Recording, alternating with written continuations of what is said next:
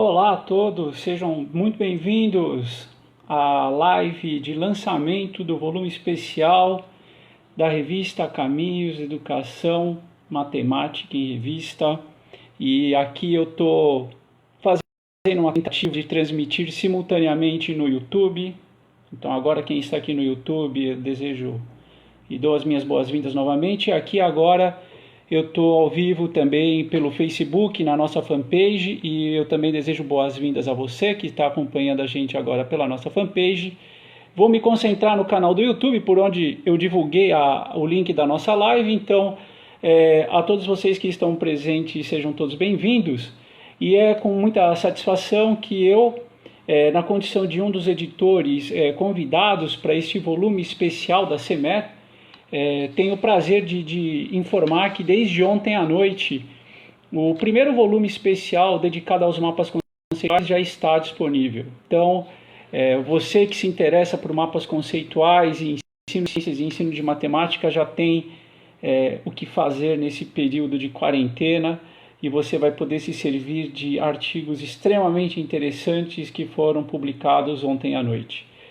Eu preciso começar essa live pedindo algumas coisas para você. Eu quero que você, se ainda não segue o nosso canal aqui no YouTube, que por favor siga o nosso canal, porque a gente intensificou as nossas atividades à distância e a divulgação de vídeos por esse meio de comunicação, uma vez que a gente não pode agora se encontrar presencialmente. Isso já era difícil em muitos dos casos, porque a gente sabe que agora a gente fala com várias partes do Brasil, então a gente vai agora se dedicar com mais afinco do que nunca a usar recursos como esse para interagir com mais frequência com as pessoas que gostam do nosso trabalho e que estão distantes. Então siga o nosso canal, curtam os vídeos que estão por aqui, claro que se você gostar, se você não gostar não curta, né? Ou dá um dislike também para a gente saber que precisamos melhorar. E é importante também que você acompanhe a nossa fanpage lá no Facebook. Então veja, acompanhe a nossa fanpage, você da fanpage acompanha o nosso canal, você aqui no YouTube acompanha a nossa fanpage, porque esse tem sido o mecanismo privilegiado para disseminar as nossas ações para todos aqueles que gostam dos mapas conceituais, né? E claro, a gente tem um site também do nosso grupo de pesquisa, onde de alguma maneira a gente também ali tem um repositório de tudo aquilo que o nosso grupo tem feito nos últimos tempos, mas a fanpage acaba sendo um mecanismo mais dinâmico de divulgação. O site é um repositório mais estático, então quando você quer saber mais detalhes das pesquisas e de quem faz parte do nosso grupo, aí sim eu convido você a dar uma olhadinha lá no nosso site. Então eu peço que você tome essas providências agora no começo da nossa live, e também, já de cara aqui no início, eu gostaria de agradecer o professor Laerte Fonseca, do Instituto Federal de Sergipe, lá de Aracaju, que muito generosamente me procurou em meados do ano passado para me fazer esse convite, que foi extremamente generoso, para editar um volume especial dedicado aos mapas conceituais, porque também, na visão dele, os mapas conceituais são instrumentos ou são ferramentas úteis para serem utilizados no ensino de matemática e no ensino de ciências, e daí surgiu aquela chamada de trabalhos que vocês, na sua maioria, participaram, e desde então a gente vem trabalhando intensamente nisso, juntamente com outros dois editores convidados, a quem eu também já agradeço, a professora Joana Guiar, professora da Universidade Federal Fluminense, lá em Niterói, e o professor Cleifton Soares, que está no Instituto Federal Goiano, lá em Campos Belos. Então veja que há um esforço nacional em prol da consecução desse projeto, que é um volume especial sobre mapas conceituais, o que vai ser muito importante naquilo que eu vou falar daqui a pouco. Então esse não é um esforço mais localizado numa instituição só ou num ponto só do Brasil, ele já é um esforço que se distribui por vários estados do Brasil, né?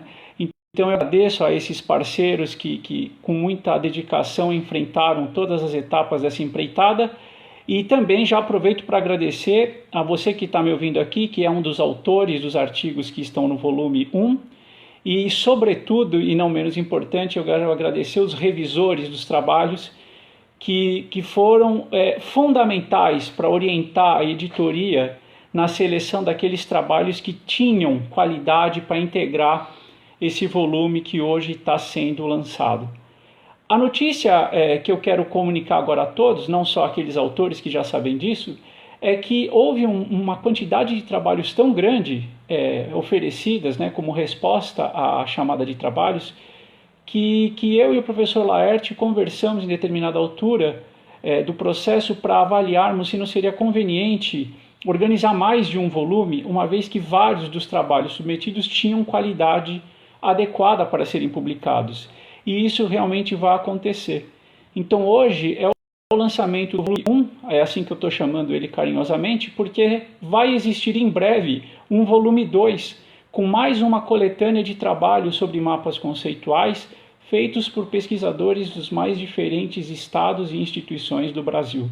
Então a gente teve que organizar isso em 2 etapas, tamanha foi a resposta, né, e a qualidade da resposta que os pesquisadores brasileiros deram a esta chamada de trabalhos. Então eu já agradeço a todos vocês, porque, de novo, as ideias que eventualmente uma ou outra pessoa tenham para encabeçar um projeto como esse, elas não vão resultar em nada se não tiverem a contribuição e a colaboração dos autores, dos revisores e de parceiros para fazerem as coisas acontecerem. Então, por isso é que eu sou muito grato a todos vocês que já foram aqui mencionados, alguns nominalmente e outros de forma genérica, porque isso agora se torna possível.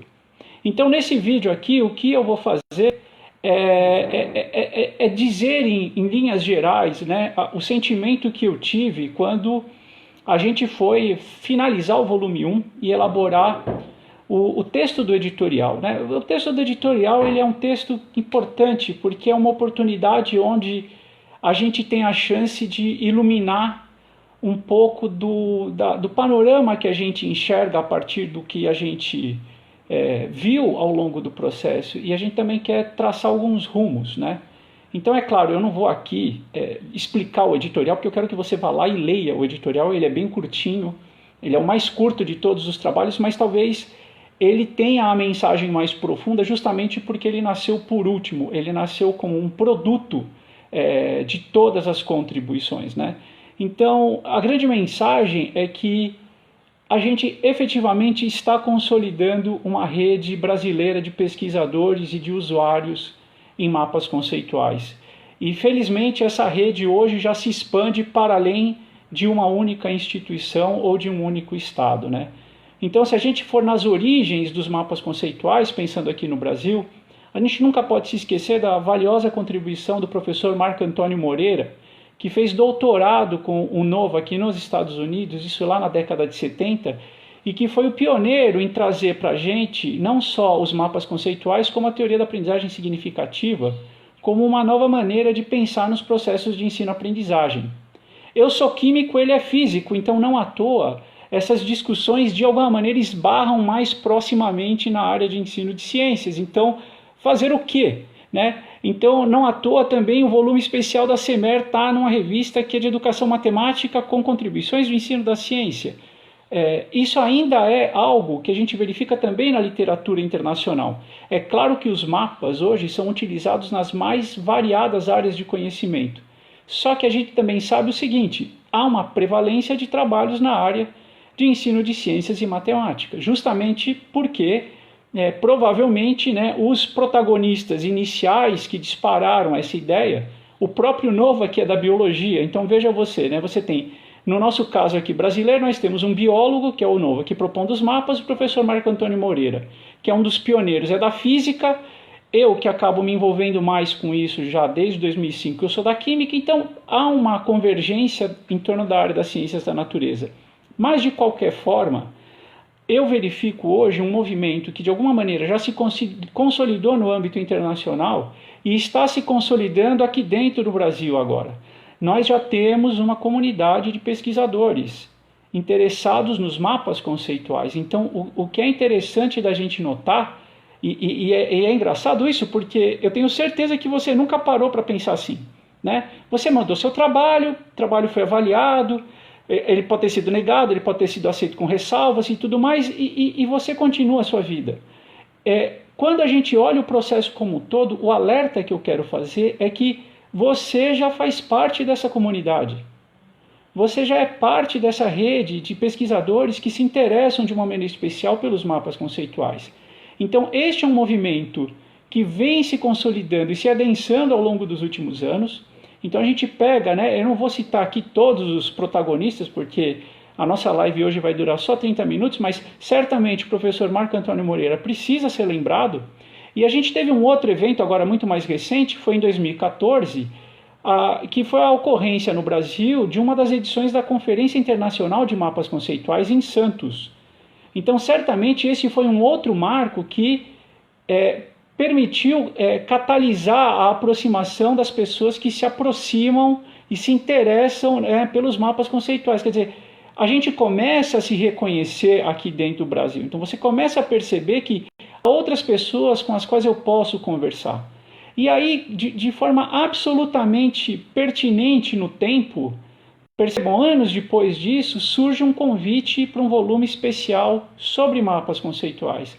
O resultado não poderia ser outro, mas eu não podia falar isso antes de ter o dado concreto. Eu precisava esperar acontecer, e talvez por isso eu quis gravar essa live, para poder agora dizer concretamente: olha a qualidade e a quantidade de trabalhos que nós temos.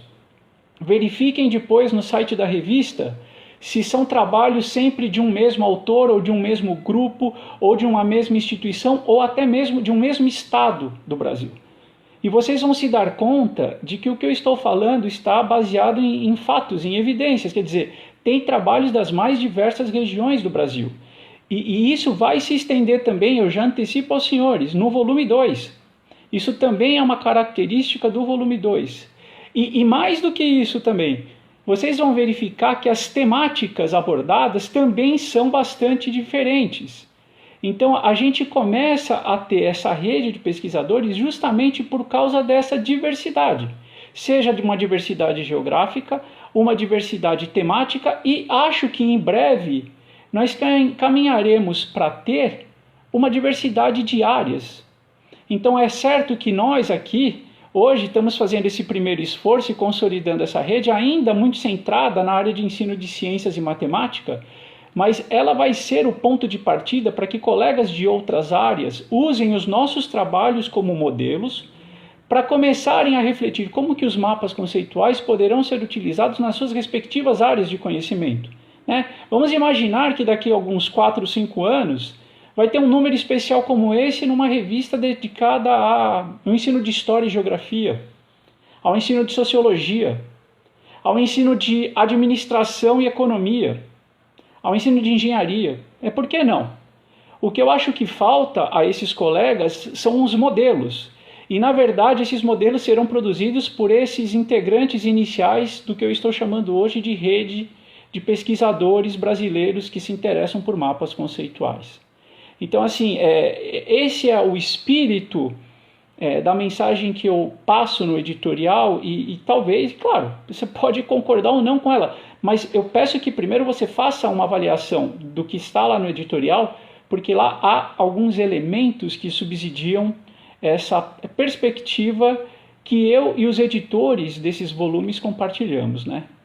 No volume 1, bom, então assim, de novo, eu não vou aqui falar tudo que tem no volume 1, eu só quero dar um mínimo de informação para que efetivamente você se convença que vai valer a pena você ir até o site da revista e investir um pouco do seu tempo para ir ver lá o que eventualmente te interessa mais, né? Eu acho que o editorial é esse grande pano de fundo que vale a pena todo mundo conhecer, porque vai disparar reflexões dessa ordem. Veja, eu aqui não falei até agora de uso de mapa em contexto algum, né? É uma reflexão maior, porque eu acho que é importante a gente se dar conta de que depois de muito tempo, talvez, a gente finalmente tenha uma comunidade de pesquisadores que tem foco nos mapas conceituais, e isso vai ser fundamental para que a gente participe de forma ainda mais ativa nas conferências internacionais, por exemplo. Eu acho que isso vai ser um passo fundamental e a gente tem que, a partir de agora, pensar que com essa rede que está emergindo, que está surgindo, a gente tem que começar a criar espaços para aumentar o compartilhamento de ideia, o estabelecimento de parcerias. Bom, essa é a discussão do editorial e por aqui eu vou encerrar, porque agora Eu vou passar rapidamente pelos artigos do volume 1 que são realmente incríveis. E veja que aí não é um trabalho da editoria, é um trabalho dos autores. A gente organizou o volume 1 blocando as contribuições em duas categorias que nos pareceram mais interessantes e razoáveis. Uma grande categoria chamada atividades pedagógicas que são propostas ou que foram testadas, elaboradas a partir de mapas que foram construídos pelos alunos. Então, de alguma maneira, o aluno vai construir um mapa e, a partir disso, o professor ou o pesquisador vão fazer as suas investigações ou vão organizar o processo de ensino-aprendizagem. Nesse contexto, a gente tem uma contribuição que vai mostrar como é possível observar a argumentação na sala de aula, e essa é uma contribuição da Ariane, da Adriele, da Gabriele e da Salete. A gente tem uma outra contribuição super legal também que mostra a articulação interdisciplinar e como que isso aparece a partir desses mapas feitos por alunos. Essa é uma contribuição da Andrea, da Kaline, da Divanísia e do Tiago. E depois a gente tem uma outra contribuição, também dentro desse grande grupo, que vai falar mais detidamente sobre avaliação da aprendizagem.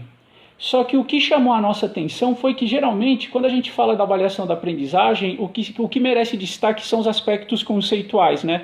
Então você vai pedir para o aluno fazer um mapa e a gente vai avaliar se o aluno entendeu ou não certas relações conceituais.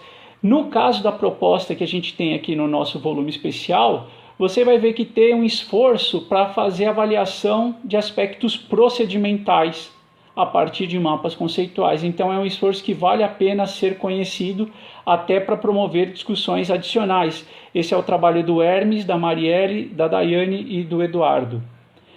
Lidando mais proximamente com a aprendizagem significativa, ou seja, os trabalhos que vincularam mais de perto, né, o uso de mapas com a aprendizagem significativa, a gente acabou colocando dois deles, inclusive para distinguir o seguinte: é possível usar mapas acoplados com a aprendizagem significativa nos mais diversos níveis de educação formal.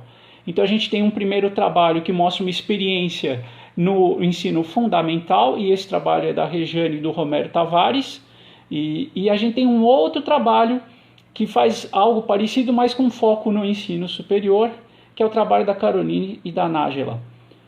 Por fim, para fechar esse conjunto de trabalhos focados nos alunos como mapeadores, ou seja, mapas feitos pelos alunos, a gente tem uma última contribuição que aborda o uso de saberes populares para a construção de conhecimentos científicos, e esse é um trabalho super bacana que foi feito pela Silvia e pelo José Carlos Del Pino. Então, 6 trabalhos formando um primeiro grande grupo, todos eles com foco no uso de mapas conceituais produzidos pelos alunos, né?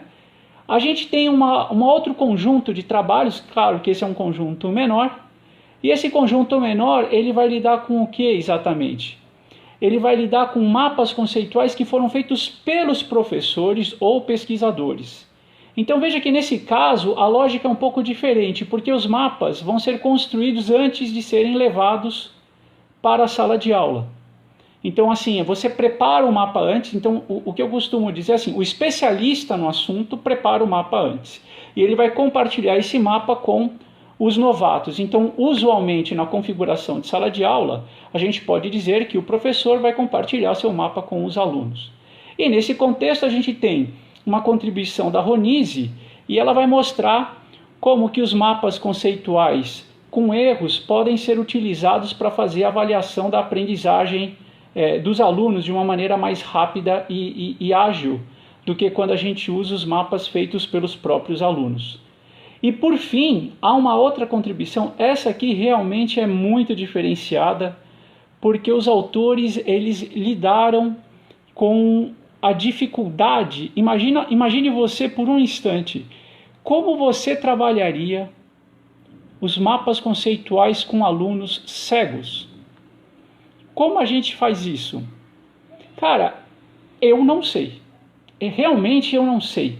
Eu já tenho enormes dificuldades de trabalhar mapas nas minhas salas de aula com alunos que não são cegos. Quer dizer, a hora que a gente viu esse trabalho e falou, caramba, alguém já está pensando em trabalhar mapas com alunos cegos?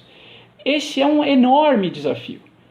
E aí a Sandra, a Adriana e o Almauri, eles desenvolveram um trabalho muito especial que merece ser conhecido por todo mundo, porque vocês vão ver que sim, há uma maneira de se fazer isso. E veja, o fato aqui não é nem saber se é a melhor maneira, porque a pergunta de fato é, há uma maneira de se trabalhar mapas com cegos? Vale a pena? Como a gente faz isso? E eles já propõem uma forma. Então esse trabalho ele abre uma verdadeira área de investigação, porque agora, a partir dessa investigação, a gente pode procurar outras formas de usar os mapas com os cegos. A gente pode melhorar isso, mas esta ousadia chamou muito a nossa atenção e por isso que a gente fez questão de incluir esse trabalho com os cegos já no volume 1, porque ele chama muito a atenção. Eu conheço pouquíssimas ações nessa direção, mesmo conhecendo a literatura internacional. Então, assim, a originalidade dessa iniciativa ela é enorme e ela merece ser destacada. E, por fim, um trabalho que acaba unificando um pouco esses dois grupos, que seria os mapas construídos pelos alunos ou os mapas construídos pelos professores, é um trabalho que se dedica a treinar usuários que não conhecem o mapeamento conceitual e que desejam começar a fazer seus mapas. Então esse é um grande desafio que certamente você também já teve, porque aqui eu falo com colegas que de alguma maneira pesquisam e lidam com mapas conceituais de uma maneira já mais sofisticada e consistente, então é um desafio que certamente a gente tem, e esse desafio ele foi equacionado de uma maneira com uma solução online, que aliás é muito pertinente para os dias de hoje, né? Então veja, se você tiver um curso online que permite os interessados aprenderem os princípios básicos da técnica de mapeamento, isso já seria muito útil. Então o trabalho do José Francisco, ele acaba apresentando os fundamentos que guiaram a construção do primeiro MOOC que está disponível no Coursera e que trata exclusivamente com os princípios da técnica de mapeamento conceitual. Então veja, olha que panorama rico que a gente tem num volume que vai ter 9 trabalhos e um editorial, tudo isso produzido por pesquisadores das mais diversas instituições do Brasil, dos mais diversos estados, com enfoques e recortes super originais. Então é por isso que quando a gente foi construir o nosso panorama para reverberar num editorial, a gente fez questão de lembrar o seguinte, olha, a gente tem uma rede brasileira de pesquisadores na técnica de mapeamento conceitual. E nós precisamos enunciar isso. Então, a gente tem que, de alguma maneira, dizer aonde nós estamos e para onde nós vamos. E esse é o grande recado do nosso editorial. A partir de agora, a gente sabe onde nós estamos e a gente pode nos dirigir a caminhos mais ambiciosos, porque essa comunidade consolidada do jeito que está pode almejar passos que até agora estavam um pouco escondidos, ocultos ou fora do nosso horizonte, porque cada um trabalhando no seu canto não vai dar essa sinergia que esse número especial começa a transparecer e a mostrar para a gente como uma evidência concreta. Então eu parabenizo de novo todos os que se envolveram nessa empreitada, sobretudo agora os autores, porque se não fosse o trabalho de vocês, a pesquisa que vocês fazem nas suas instituições, com os seus alunos, sejam os alunos da sala de aula, sejam os alunos da orientação, da pós-graduação, os alunos de iniciação científica, sem esse esforço, este volume especial não teria a qualidade que tem e que nós estamos entregando hoje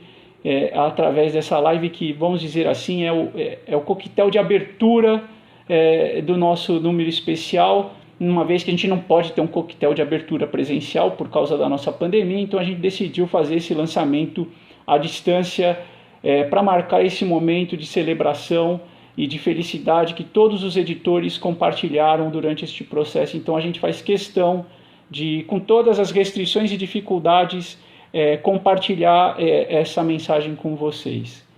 Para terminar, pessoal, eu aproveito para fazer alguns avisos que são importantes. O primeiro aviso é que, certamente, dependendo da qualidade de internet que cada um disponha, a live vai travar mais ou menos, mas depois esse conteúdo vai ficar à disposição para consultas futuras no canal do grupo. Então, ok, beleza, mesmo que você não pode acompanhar na hora da live, também não tem problema, vê depois, porque a mensagem ela não tem validade até as 2h30, né? Essa mensagem ela vai ter validade para os próximos anos.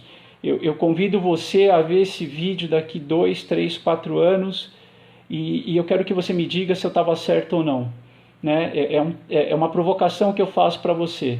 Eu quero que você me diga se o para onde vamos, que está lá no editorial, se não é um caminho aonde nós vamos estar daqui 2, 3, 4 anos, né? Então, assim, primeiro aviso é que, para além de qualquer empecilho de ordem técnica, ainda que com todas essas restrições, a gente conseguiu fazer essa live, reunir aqui uma porção de autores que eu consegui ver mais ou menos aqui no chat, porque eu tenho que me concentrar com a câmera, eu tenho que me concentrar com o Facebook, eu tenho que olhar minhas anotações, e tudo isso é muita coisa para alguém que fica só no laboratório ou no computador sem tantas câmeras ligadas.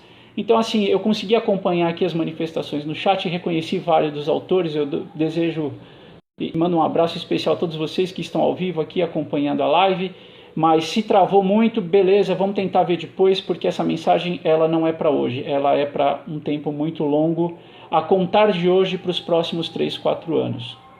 O segundo aviso que eu quero dar é que a gente, no nosso grupo de pesquisa, sempre teve o desejo de fazer iniciativas como essa para compartilhar muito daquilo que a gente discute sobre mapas conceituais com a nossa audiência, porque, pasme, tem gente que gosta de mapas conceituais. Eu sei que para vocês isso é normal, mas tem muita gente que acha estranhíssimo, assim, nossa, tem gente que só pensa em mapas conceituais. Pois é, tem. E tem muita gente assim, então, assim, a gente sente que há um desejo de assistir um pouco mais o que a gente faz, de entender um pouco mais as nossas ideias. Então, por isso, eu já vou deixar um convite aqui, e claro, a gente pode até tentar melhorar alguns requisitos de ordem técnica, mas na quinta-feira que vem,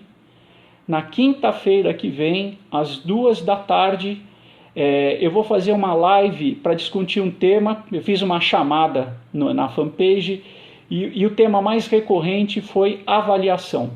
Então a gente vai fazer uma live na quinta-feira que vem, às 14h, pelo YouTube, para discutir avaliação e mapas conceituais. A gente vai fazer uma conversa e eu vou depois divulgar isso nas redes sociais, e claro que você já é meu convidado.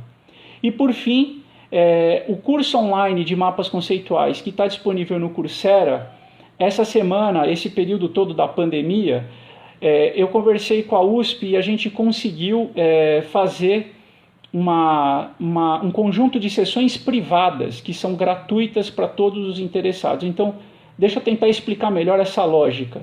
Se você for lá no Coursera agora e clicar lá, eu quero fazer o curso de mapas, sim, eu vou fazer agora, o que vai acontecer? O Coursera vai deixar você fazer, ele vai te mostrar alguns conteúdos. Na hora que você for para avaliação, em algum momento ele vai falar assim, olha, para fazer isso você tem que pagar um certo valor. Então, o que acontece? Para você não ter que pagar valor nenhum, você tem que ser meu convidado. E para você ser meu convidado, você tem que participar de uma sessão privada.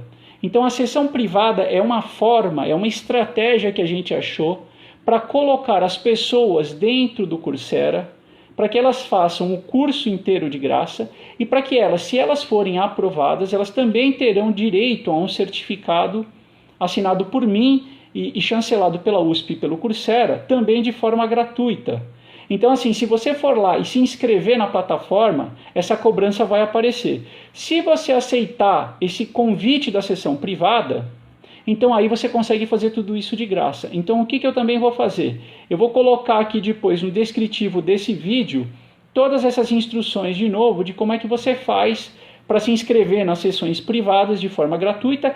E se você tiver um grupo de pessoas, por exemplo, um grupo de alunos ou um grupo de professores que tenham interesse em aprender a fazer mapas conceituais, a gente também criou um mecanismo especial para inscrevê-los todos de uma vez. Só que aí você precisa me mandar um e-mail, que também vai estar aqui nas instruções, para que a gente acerte como vai fazer isso de uma forma mais eficiente. Senhores, então, feito todos esses avisos, todos os agradecimentos, só me resta agora me despedir de todos vocês e esperar e desejar, sobretudo, que vocês aproveitem a leitura dos artigos que já estão disponíveis no site da revista. O link também vai estar aqui no descritivo desse vídeo. Eu desejo uma boa leitura a todos, que a gente possa interagir cada vez mais, porque, de fato, existe uma comunidade de mapeadores no Brasil e isso está evidente com o número especial da CEMER. Senhores, um abraço a todos e até uma próxima oportunidade.